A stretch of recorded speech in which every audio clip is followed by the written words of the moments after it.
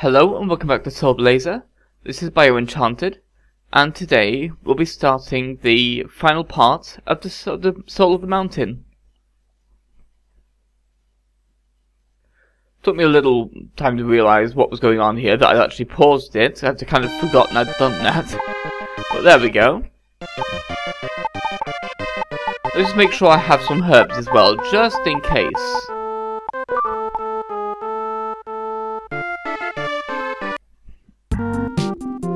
So let's finish off the mountain, shall we?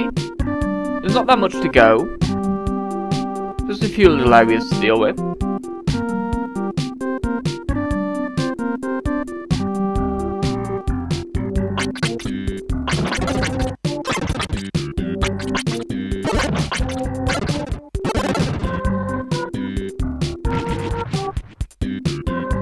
Of course, we just saw that bridge as well.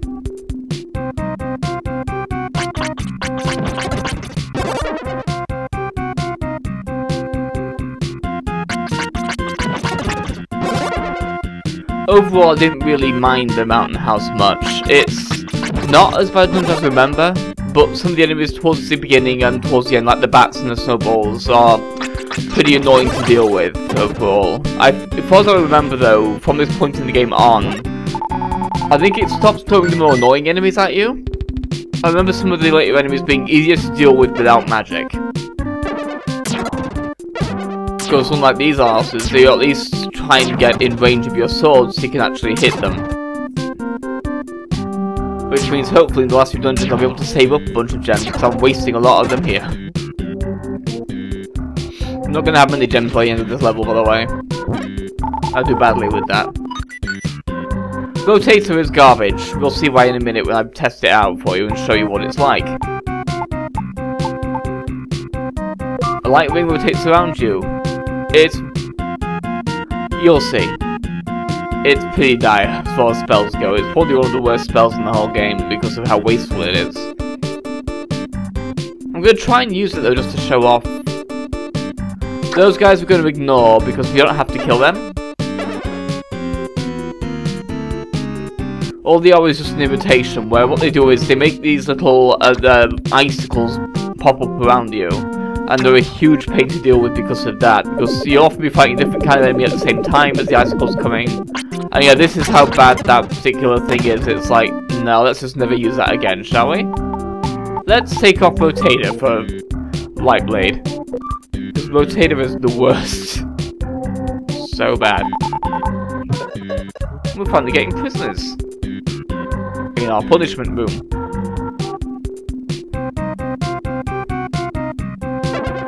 But yeah, every time one comes on screen, it summons more icicles, and it's so irritating to deal with.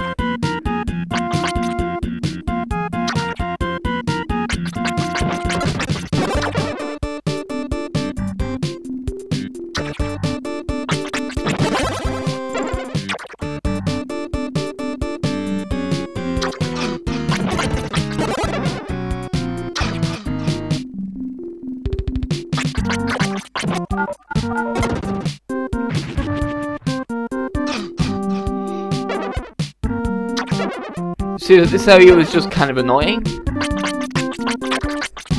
because of these sort of weird little like totem things that shoot icicles at you. They're just irritating to navigate around. But the fire guys aren't really that bad unless they can get their fire out, because that's kind of hard to dodge if you let them to actually fire it. But generally, you can do fairly well just not letting them get it out. And here I've come into a bit of a loop, so that was kind of just a ledge to put monsters on, really.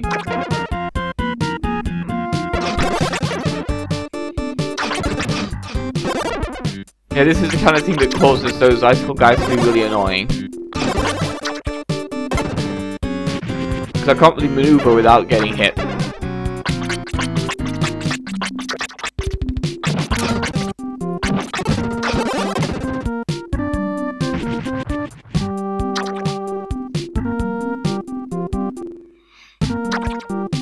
Now we could move on, but we still have 2 lairs to find here. Let's do that, shall we?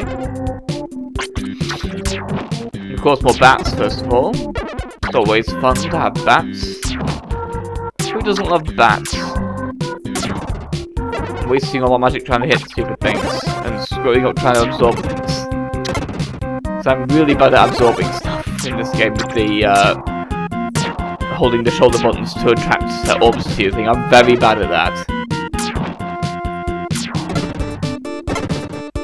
I mean, on the test fight I actually have way more gems at this point. I'm just doing really badly when actually playing for the audience. It's always nice to see one of these guys and get more, all these girls rather than get more experience for it though. More troubles. But now we've finally cleared out this area, so let's move on to the final area of this dungeon. Loon. This is Luna Lake. Or Loom, or whichever it is. I can't really remember from the font right now.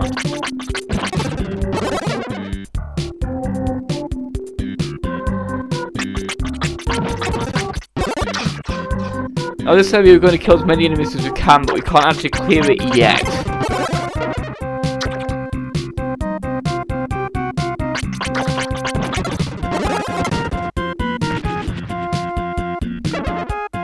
But we can take out a good amount of stuff. Now, at least this Lucky Blade's giving us a lot of magic gems. The Lucky Blade's quite nice. And unfortunately, of course, there are certain dungeons later on where it won't be nearly as useful because it's just not as strong as some of the other weapons we get later on. And there are other reasons as well, like of course metal enemies and stuff, but it's nice to have while it's useful because of how much it can give when it comes to gems, if you can bother to not screw up getting gems. And this is kind of irritating to deal with because you have two of these guys, like two spawners, and this thing throwing icicles at you. So it's like, well, what am I really going to do here anyway, except for just tank all of this, because there's really not much you can maneuver with it. Because even keeping it off the screen doesn't stop it shooting icicles at you. It just does it regardless. It's just like, nope, icicles. You get icicles too. And of course now we're behind killing these guys because they're completely out of sync. So now we have to just wait around while these guys spawn in. There we go.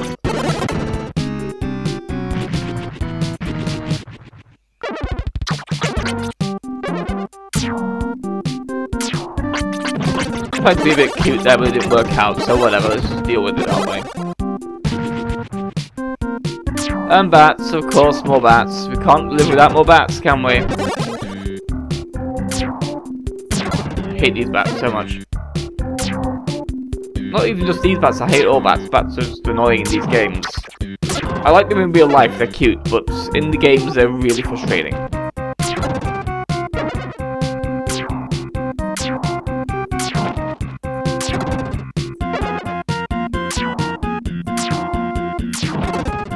The worst thing is we can't even just go up to the teleporters as well to hit them because they keep moving in this big circle around you, so you physically cannot hit them with the sword. You have to magic them, and it's such a nightmare because of that.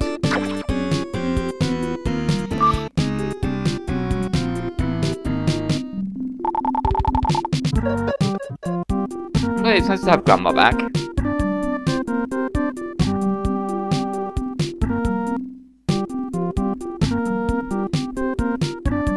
So we can get a little bit maze-like with how many paths there are. It can be kind of hard to tell where you've been sometimes when you're exploring it later on.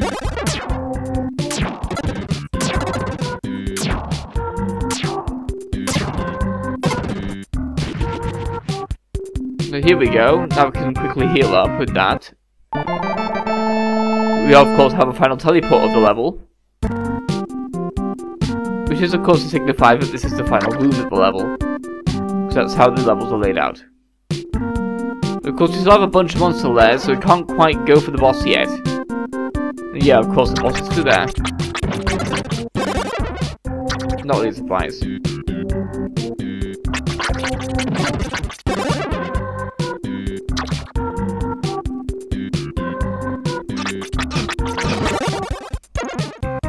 I do like the sheer variety of enemies in this game. There's a lot of different sprites and things like that, even if a lot of them do get repurposed later on with recolors and stuff. There's still a good amount of enemies that aren't recolors to keep things interesting. So I don't mind them so much, because it feels like they at least have a good amount of other variety of enemies, and The fact that they do slightly different things, like throw different kinds of spells at you, at least helps. They're not all fireballs, but now they're red and have double their health. Yeah. And of course, another one of those.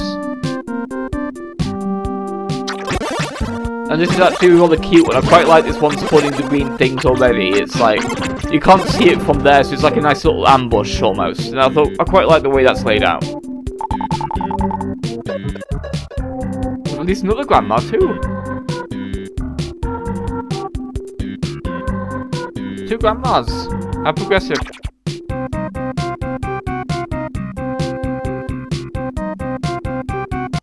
But of course it's something we can actually do now that we've restored... Of course, I'm going to do that a bit later. Just remember the order in which I did this. For now, let's just take out the boss, shall we? Because it's really easy. Let's deal with the easiest boss in the game, probably. One of them, anyway. It's barely a threat, really. And it's weird because it's this giant Poseidon-looking dude. I mean, it's like... It feels kind of weird for the Poseidon dude to be here, because the mermaids were a whole different level. They had a whole level to themselves, and one of them was an evil mermaid queen. Surely it would make more sense for this to be her demon form, when she's possessed by the blue stone thing. But I guess it wants to put the merman here, in the lake. I guess that makes sense, though. It is the Lake Bloom, that's been called it. But this is a very basic one. He just kind of, he runs right into your sword and you just poke him to death, while tanking him completely. I mean, I switched to medical in case I needed it, but you'll see. I really don't need it. I can literally just tank him, it's fine. Even without super defense, he just can't keep up.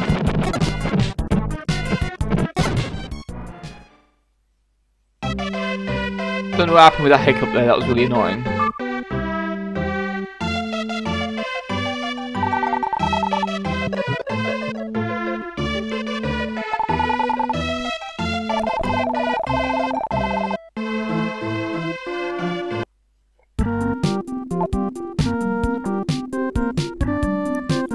Sorry about that, I had to cough. 15. I'll try and edit that out, we'll see. So I've got a bit of a cold coming on. But we're nearly done here.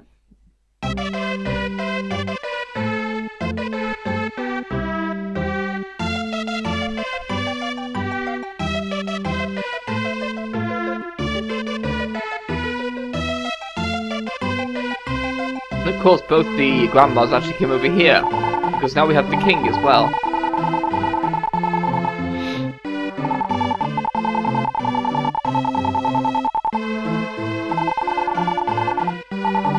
So now we'll have to keep an eye out for the Master's two symbols, as well as the Master's emblems and all that other stuff as well. Now this is interesting, hear what he calls the symbols. Mirror, ball, stick. Let's retranslate that, shall we?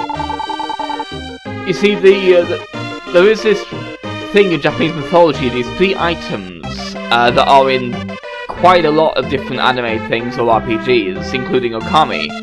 The three items, you can kind of imagine them as being slightly different to that. For example, the ball might represent a Magatama stone, or the stick might represent the sword. The mirror, the sword, and the Magatama are the three treasures of Japan, kind of, in like a mythological sense. I'm not entirely certain of the backstories, but I know they have a very big kind of place in Japanese mythology in general, and maybe even in history, I'm not entirely certain.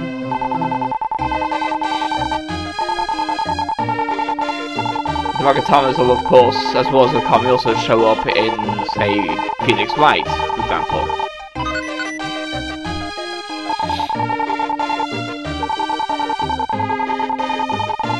Mechanical monsters.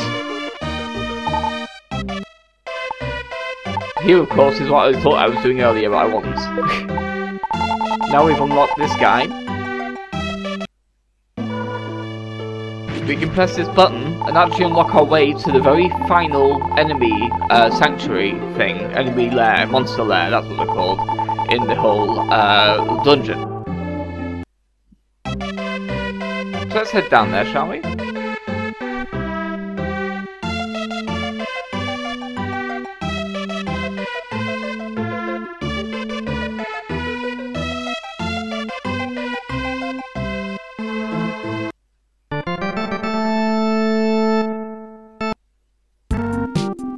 So let's seek out that final monster lair, shall we? I thought it was killing these things, by the way, that did it, because of the way the thing appears. I thought it was going for, like, one that you couldn't otherwise reach, so I wasted a lot of magic killing these guys, but it's not actually them. So I got very lucky here.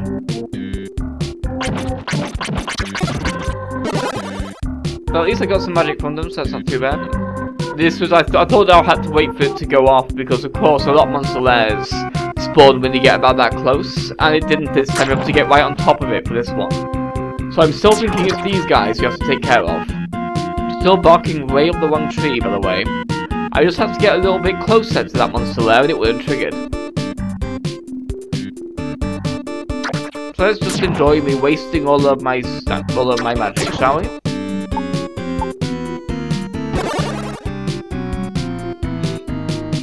But at least getting better practice in the whole absorbing from a distance thing. Because I need practice at that. I'm bad at remembering how to do that, not end up accidentally hitting a menu button by accident.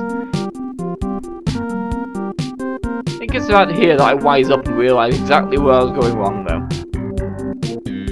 Because I can't, of course there aren't any more of those statues to kill, so that can't possibly be what triggered it. Let's check if that did, though, shall we? Of course it didn't, but oh no, it's that! Now I have to use magic. All the rest of my magic. I try and absorb more of the magic to kind of...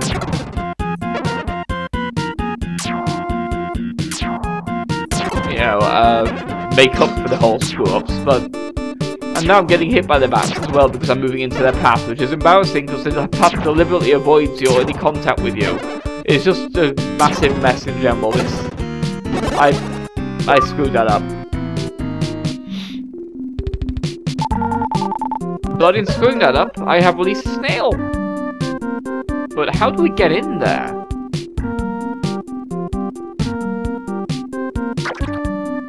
I'm about to show you, by the way, of course. I'm about to see exactly how to get into where the snail is.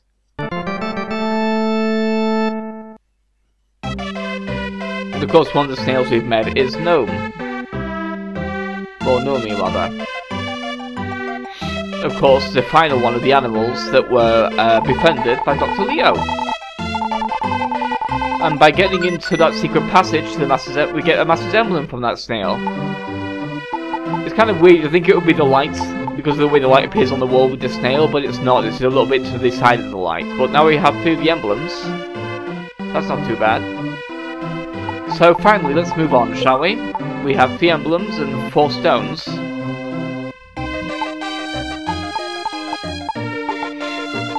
Just making sure I still had the herb and also just showing off the stones in general.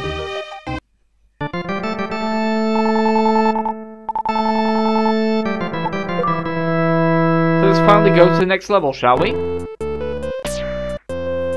Southeast, a house in the desert. We'll see what this place is next time.